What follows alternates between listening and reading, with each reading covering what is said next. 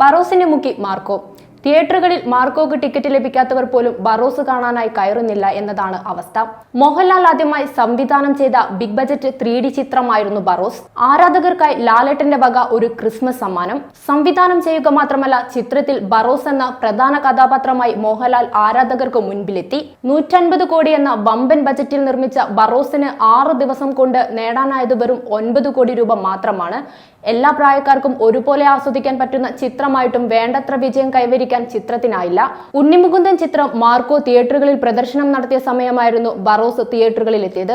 എന്നാൽ മാർക്കോയുടെ വിജയതിളക്കത്തിൽ പിടിച്ചു നിൽക്കാൻ ചിത്രത്തിനായില്ല.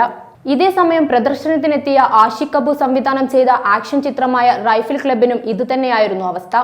18 കോടിയായിരുന്നു ചിത്രത്തിന്റെ ബജറ്റ്. മാർക്കോ തരംഗം അലയടിക്കുമ്പോൾ റൈഫിൾ ക്ലബിന് പോലും അവിടെ രക്ഷയില്ലാതായി.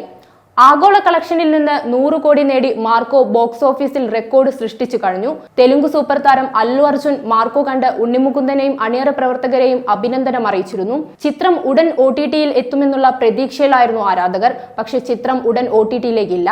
OTT റിലീസുമായി ബന്ധപ്പെട്ട് വാർത്തകൾ പ്രചരിച്ചതോടെ ചിത്രം തിയേറ്ററുകളിൽ തന്നെ തുടരുമെന്നും യാതൊരു OTT പ്ലാറ്റ്ഫോമുകളെയും നിലവിൽ കരാറുകൾ ഒപ്പുവെച്ചിട്ടില്ലെന്നും നിർമ്മാതാവ് ഷെരീഫ് മുഹമ്മദ് തന്നെ വ്യക്തമാക്കി. എന്തായാലും 2024 അവസാനം റിലീസായ മാർക്കോ ജൈത്രയാത്ര തുടരുകയാണ്.